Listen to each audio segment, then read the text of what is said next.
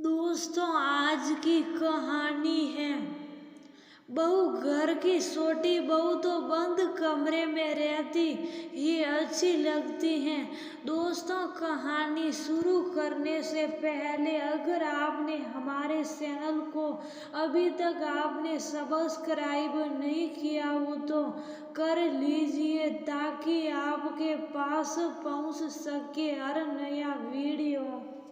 यूं तो नित्या अपने पति निकेतन की पसंद थी, तभी दोनों की शादी हो पाई। पर समय के साथ साथ वो प्यार परिवार वालों के आगे गौण होने लगा, जिसका असर नित्या और निकेतन की वैवाहिक जिंदगी पर भी पड़ने लगा था। नित्या जब भी शादी के पहले और बाद के दिन याद करती तो वो रो पड़ती थी। शादी तय होते ही फोन पर प्यारी प्यारी बातें तो होती, पर निकेतन की जो बातें होती उसमें ज्यादातर अपने परिवार वालों के लिए उसे ये करना है वो करना है ही रहता। नित्या को भी लग रहा था, चलो जब अपने परिवार को इतनी अहमियत देता है तो मेरे परिवार को भी मान सम्मान देगा ही। सब लड़कियों की तरह उसने भी भावी जिंदगी के सपने बुने और ससुराल आ गई। निकेतन नित्या को प्यार तो करता था, पर घर के लोगों के प्रति वो इतना समर्पित था कि कई बार अपनी नई नवेली दुल्हन को अकेला छोड़कर उसके साथ लगा रहता। नित्या एक कमरे में अकेली बैठी निकेतन का इंतजार करती रह जाती और चाह कर भी उससे कुछ कह नहीं पाती थी। नित्या की सास थोड़ी पुराने ख्यालों में रंगी पुती महिला थी। ऐसे में वो भी कभी नित्या को सबके साथ बैठकर बातें करने या साथ में टीवी देखने के पक्ष में नहीं रहती। अगर नित्या तभी बाहर कमरे में बैठती जब उसके जेठ नहीं होते, ससुर जी तो पहले ही गुजर चुके थे, तो जो भी पर्दा करना होता वह जेठ के सामने ही। ऐसे में जेठ के घर में आते ही उसको वहां से चले जाने को बोलती। ऐसे में नित्या जब भी ससुराल जाती उसको अपनापन नहीं लगता था और ऐसे में वो ससुराल वालों से दूरी बनाने लगी। कई साल बीते, पर जब भी निकेतन घर वालों के साथ होता नित्या को नजरअंदाजी करता। वह बहुत साथी उसके साथ मिलकर बातें करे, पर उसके ससुराल वाले अपने में ही मस्त रहते। उन्हें इससे मतलब ही नहीं रहता था कि नित्या भी इस घर की सदस्य है। जेठानी जी की भी ज्यादा बासी देवर निकेतन से ही होती। ऐसे में नित्या का मन ससुराल वालों से खट्टा तो हो ही रहा था। निकेतन के साथ भी वह प्यार नहीं रहा जिसकी उसने कल्पना की थी। आखिर कोई कब तक ऐसे व्यवहार को सहता। उसे ससुराल वालों के आगे अपनी अहमियत नगण्य प्रतीत होते लगी थी। खैर, शादी के 2 महीने बाद नित्या पति के साथ दूसरे शहर रहने चली गई, क्योंकि निकेतन नौकरी करता था और उसकी पोस्टिंग उधर ही थी। नित्या ने भी अब सोच लिया था कि कुछ तो करना ही होगा। पति, तुम ऐसे नहीं समझोगे, अपने परिवार के साथ रहकर मुझे इतना नजरअंदाज कर देते हो जैसे मैं तुम्हारी कुछ लगती ही नहीं, मेरी कोई अहमियत ही नहीं है। ऐसा मौका नित्या को मिल ही गया। संयोग से एक बार नित्या के ससुराल वाले उनके पास कुछ दिनों के लिए आए। अब नित्या सबको वक्त पर नाश्ता खाना देती और अपने कमरे में चली जाती। वह उन सबके साथ ना बैठती ना ज्यादा बातचीत करती। एक दो दिन निकेतन ने देखा तो उसको अच्छा नहीं लगा। वह जाकर नित्या से बोला, ये क्या तरीका है नित्या, सब लोग बाहर बैठे हुए हैं और तुम ऐसे कमरे में आकर फोन में लग जाती हो। अच्छा, लगता है क्या वह सब हमारे घर आए हैं और तुम इस तरह उन्हें अकेला छोड़ देती हो।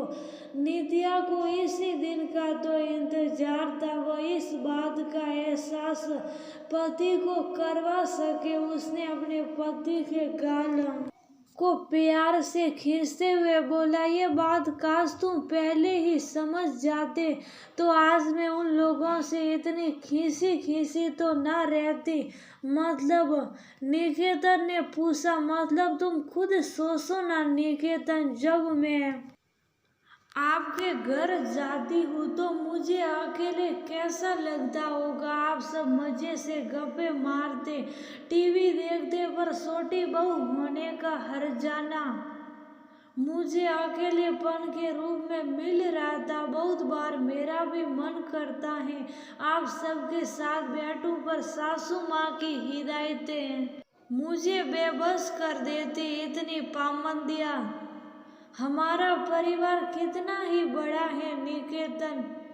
निकेतन कुछ कहने की स्थिति में नहीं था, क्योंकि वो भी उन सब के साथ रहते हुए नित्या को कभी भी समय नहीं देता था। शादी के बाद पत्नी जिसके सबसे ज्यादा करीब होती है वो पति होता है, और वही पति जब उसे भूलकर पहले की तरह परिवार में डूबा रहे, पत्नी का मन बहुत कुछ सोचने पर मजबूर कर देता है। सॉरी नित्या, जब तुम्हें मेरे साथ की जरूरत थी मैं तुम्हें अकेले रखा, और आज तुम खुद को अकेले रखना सीख गई हो तो मैं तुम्हें उनके पास नहीं जाने पर गुस्सा कर रहा हूँ। मैं अब इस बात पर ध्यान दूंगा। माँ भैया के सामने रहने पर ऐसा करती हैं जैसे ना जाने तुम कौन हो। माँ जब ब्याह कर आई उसने ऐसा ही माहौल देखा। भैया के ब्याह के समय तक पिताजी जीवित नहीं थे तो भाभी पर कभी कोई रोक टोक हुआ नहीं, इसलिए वह कभी तुम्हारी तकलीफ समझ ही नहीं रही होगी। कम से कम उन्हें तुम्हारे साथ रहना चाहिए था। अब क्या फायदा निकेतन, 3 साल होने जा रहे, मुझे भी तुम्हारे घर वालों ने अकेले रखना सिखा ही दिया। नित्या उदास हो बोली। दूसरे दिन रात को जब निकेतन ऑफिस से आया, नित्या सबको नाश्ता देकर अपनी चाय लेकर कमरे में जाने लगी। कहाँ जा रही हो? यही बैठो ना हम सबके साथ, निकेतन ने टोकते हुए कहा। नित्या एक पल रुक कर सासू माँ का चेहरा देखने लगी। किसी ने कुछ कहा नहीं, पर सासू माँ के चेहरे पर सवाल जरूर उठे। माँ, हम सब इकट्ठे बैठकर क्यों नहीं खाते पीते? तुम, भैया, भाभी और ये 2 छोटे बच्चे, कितना ही बड़ा परिवार है। नित्या को कल देखा अकेले कमरे में खाना खा रही थी। मुझे बहुत बुरा लगा। किसी ने कभी उसे समझने की कोशिश ही नहीं की। सबके साथ रहते हुए भी वह अकेले ही रहे तो ऐसे परिवार के साथ का क्या ही मतलब। वैसे ये बात माँ और भाभी को समझना चाहिए था, पर जब आप दोनों ही नहीं समझे तो मुझे कहना पड़ रहा है। निकेतन अपनी बात कहते हुए जाती हुई नित्या को बैठने के लिए बोला। वो मुझे लगा माँ को पसंद नहीं है ये सब, तो मैं कैसे कुछ बोलती। जेठानी ने कहा, अरे हमारे घर में कोई जेठ के सामने बैठा है क्या जो नित्या को बोलती? छोटी बहू ओट में रहती, अच्छी लगती, सामने नहीं। सासू माँ ने थोड़ा रुआब देकर बोला, माँ समय बदल रहा है थोड़ा, तुम भी बदलाव लाओ। पूरा परिवार एक साथ रहता है और नित्या एक कमरे में अकेले। हम हंसी ठाके लगाते, वो शुभ रहती। हमारे घर में एक ही टीवी है, वो भी हॉल में। उसे यहाँ बैठकर टीवी देखने नहीं मिलता। आखिर वो भी तो इंसान ही है। निकेतन नित्या की तरफ लासारी से देख रहा था। माँ से इस तरह से पहले कभी बात जो नहीं किया था। ऊपर से अपनी पत्नी की अहमियत को समझते हुए उसके पक्ष में बोल रहा था। पता था वह 100 बात और जोड़कर बोलेगी। माँ, वैसे मैं बड़ा हूँ तो तुम नित्या को हट जाने को बोलती हो, और जब कभी रसोई में वह काम कर रही होती, मुझे प्यास लगती तो पानी ले जाना भी मुश्किल होता, क्योंकि तुमने यही कह रखा, छोटे भाई की पत्नी। जहाँ हो उधर मत जाना। आज ये सब सुनकर मुझे भी लग रहा है, वो तो भैया कहती है ना मुझे, फिर ये सब सोच ले क्यों। हम सब साथ रहे, हंसे बोले, तभी अच्छा लगेगा।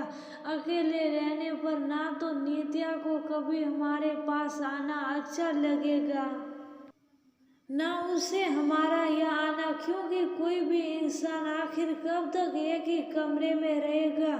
और नित्या, तुम भी इधर ही हम सबके साथ बैठो। अच्छा किया निकेतन जो तुमने कह दिया। कायदे से ये पहले तेरी भाभी को करना चाहिए था, पर वो तो खुद ही कब्बों में रहती, दूसरे की सुध कहाँ लेगी। जेठ जी ने भी निकेतन की बात पर सहमति जताते हुए कहा, अब सबको यही पसंद है तो करो जो करना है। मेरा क्या है, जिसमें तुम सब खुश रहो मैं भी हो लूंगी। माँ अपनी बात पूरी न होते देख हाथ जोड़ते हुए बोली। नित्या शोर नजरों से पति की ओर देख रही थी। गनीमत पति देव का प्यार बरकरार है, नहीं तो आज मेरे लिए बोलने की हिम्मत जुटाना उनके बस की बात तो नहीं ही थी।